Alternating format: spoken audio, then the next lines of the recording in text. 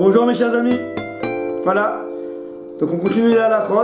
Donc on a attaqué hier les halachot de Shavua chez Chalbo Tisha B'Av. Donc la semaine où tombe Tisha B'Av à partir de Motzai Shabbat de samedi soir. Donc toujours en crescendo. On a plus d'halachot, comme on a expliqué hier, qui viennent se greffer pour se préparer mentalement, physiquement, etc.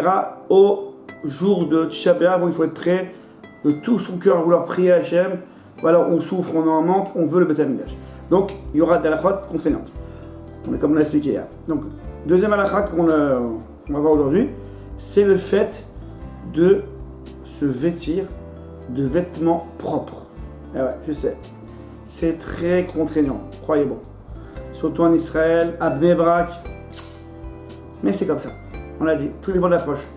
Quelqu'un veut avoir le mérite de ressentir à Tisha B'Av qui souffre, qui manque le Beth Amikdash. Hachem, on dit chez nous, Yéji, ça suffit. Ça suffit. Quand est-ce qu'il y aura le Beth Amikdash? Quand est-ce qu'on va retourner à Yerushalayim? Quand est-ce qu'il y aura les Korbanot? Il y aura les Kohanim? Il y aura la Shrina parmi nous? On va arrêter de dire, ah, c'est les Goïm, c'est ci, c'est ça. Non! C'est que la Shrina n'est pas là, la Hachem n'est pas avec nous. Hachem, Melo, Cholares, Kevodo, Hachem, son kavod remplit la terre, mais on ne la sent pas avec nous. Il est Esther Panim. Quand est-ce qu'il va être avec nous? Alors pour ressentir tout ça, il y a des halachot, les chachamim savent. Ouais, les chachamim savent exactement quel halachot faut pour arriver à telle et telle situation. C'est halachot qu'on dit maintenant, c'est dur, mais les chachamim savent que c'est comme ça qu'on peut y arriver. Bezrat Hashem, avec les deux yeux. Donc on a vu hier l'halachot de ne pas laver le linge.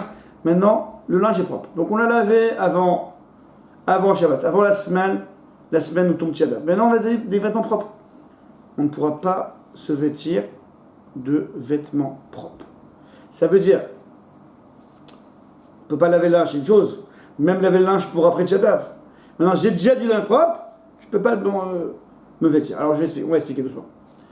Premièrement, ça concerne tout vêtement. Tout vêtement, justement, qui sont extérieurs. Ça veut dire la veste, le pantalon, la chemise, la jupe, la robe, les serviettes, les draps housses, drap pas housse. Bon, les draps. On ne peut pas se vêtir de vêtements propres avant Tisha B'Av. Excusez-moi. Oui, la semaine de Tisha B'Av, je veux dire. Qu'est-ce qu'il faut faire? Il faut les préparer avant. C'est-à-dire que si quelqu'un a déjà vêtu une chemise une première fois, après il enlève, il la met de côté, ça y est, elle s'appelle qu'elle est plus propre. Donc je pourrais cette chemise la mettre qui était de côté, la mettre pendant la semaine de Tisha B'Av. L'idée, c'est qu'on ne peut pas mettre un vêtement propre, frais. Ouais, il sort du linge, il sort de l'armoire. Non, ça on peut pas. Mais s'il a déjà été porté une première fois, il est plus frais. Attention, c'est pas la peine de le rendre sale. Il faut juste enlever sa fraîcheur, qu'il ait déjà été porté. S'il a déjà été porté, entre guillemets, il est plus propre. Je pourrais le mettre. C'est pour ça qu'avant Tisha B'Av, avant la semaine de Tisha B'Av, donc vendredi avant Shabbat, ou jeudi soir, ou jeudi après-midi, on met une chemise sur soi, on la garde un petit peu et après on l'enlève. On la met de côté. Une deuxième, une troisième, une quatrième. Comme ça, j'ai préparé mes chemises, ou mon pantalon, ou ma veste, ou ma jupe, ou ma robe, pour la semaine de Shabbat. Après, je pourrais les mettre. Ils sont de côté. Donc, les propres de l'armoire, fermés dans un coin. Ceux déjà essayés, portés, ils sont là devant moi, et au fur et à mesure, je peux les mettre. Alors, l'idée, elle est comme ça. Si quelqu'un, il transpire pas vraiment, il est sous la clim, alors, c'est bien de les mettre un quart d'heure, une demi-heure. Ça s'appelle si elle a été portée.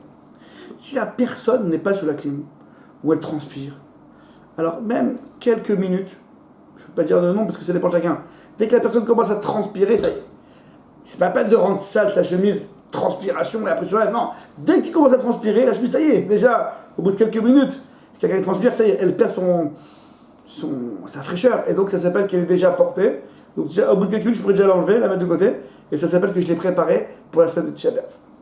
C'est clair? Ça c'est par rapport aux vêtements. Maintenant, les sous-vêtements. On appelle ça en hébreu les bigdei zera, les habits de transpiration. Ça veut dire sous-vêtements, chaussettes, tricot. Je ne parle pas des t-shirts extérieurs, je parle du tricot intérieur. Donc ce sont des habits de transpiration. Ces habits-là, alpi halacha, c'est pas la peine de les préparer avant. Donc ça, chaussettes, sous-vêtements et tricot. Et pour les madames, ce qu'il faut aussi. Alors, comme c'est des habits de transpiration, c'est collé au corps, c'est pas la peine de préparer avant, on peut directement les prendre du linge propre pendant la semaine Shabbat. Alors, je vais quand même faire remarquer qu'il y a des mahmirim, il y en a qui pensent que même dans ça, il faut aussi préparer avant. Mais c'est pas la halakha, c'est qu'on peut être mekil. Celui qui fait mahmir, très bien. Mais la halakha stricte, c'est qu'on peut être mekil. Surtout de nos jours, il fait vraiment très chaud et on transpire. Donc, la halakha stricte, c'est que les habits de transpiration, comme on l'a cité, on peut les mettre sans les avoir préparés au préalable. Voilà. Concernant les enfants, alors jusqu'à 7-8 ans, ouais, on peut leur mettre des habits directement propres. Après 7-8 ans, ils commencent à comprendre, on les habitue à faire la préparation. Tu veux te mettre ton chemise pour la semaine, ton pantalon, etc. Mon fils, prends-toi à l'avance, regarde papa et maman, ils se prennent à l'avance, jeudi soir, vendredi matin, vendredi après-midi, prépare tes vêtements, comme on a dit, une demi-heure, 20 minutes, ou alors dès que tu transpires, tu les mets de côté et tu as tes habits propres. Bon, évidemment, si l'enfant ne l'a pas fait et qu'il s'est sali, on pourra, vu que c'est un enfant, chez la Barmeza, on pourra lui mettre un vêtement propre. Mais les khatria, a priori, si on peut, à partir de 7 ans, on l'éduque déjà, filles et garçons, c'est la même halakha. Filles et garçons, on les habitue à préparer leurs vêtements. Voilà. Maintenant, on peut aussi préparer 2 vêtements en même temps. La personne avait pendant une demi-heure 2 chemises, ou si elle transpire, donc au bout de quelques minutes, et après elle enlève, elle a déjà préparé 2 chemises. Donc on peut mettre par 2 vêtements, ou même pas plus, quoi, mais on peut faire par plusieurs vêtements en même temps. Ça donne le djinn de le vêtement déjà porté. Maintenant, ça c'est a priori. Maintenant, a posteriori, Bediavad, on est déjà à Motzei Shabbat. Voilà, quelqu'un il n'a pas écouté le cours. Il écoute le cours que à Motzei samedi soir. Ah, je savais pas, j'ai pas eu le temps, je connaissais pas. Maintenant j'ai des vêtements propres, je fais quoi? Je peux pas les mettre. Je vais pas rester avec mon habit pour une semaine. Non, alors, dans ce cas-là, encore, je répète encore une fois, Bediavad, c'est vraiment. Il faut pas faire comme ça, il faut préparer avant. La personne ne l'a pas fait pour X raison. Il ne savait pas, il n'a pas écouté le cours, etc. Alors, Bediavad, a posteriori, s'il n'a pas le choix, qu'est-ce qu'il faudrait? Il faudrait qu'il prenne son vêtement propre, ou sa chemise, ou pantalon, etc., qu'il la mette par terre. Et comme de nos jours, les parterres sont propres, c'est plus comme à l'époque où c'était du sable. Donc il faudrait la mettre par terre et la piétiner. Voilà. L'idée c'est quoi? C'est toujours pareil. L'idée c'est d'enlever la fraîcheur de l'habit quand on le met, bien qu'on ne l'a pas porté, parce que là c'est dans le cas Bediavad, on est par terre. Depuis qu'il était par terre et piétiné, ça s'appelle qu'il a déjà été porté, ça s'appelle qu'il perd sa fraîcheur, et là on pourra autoriser de le mettre sur soi, bien qu'il n'a pas été porté avant. Donc a priori, on essaie avant, sinon on fait le système de mettre par terre et de piétiner.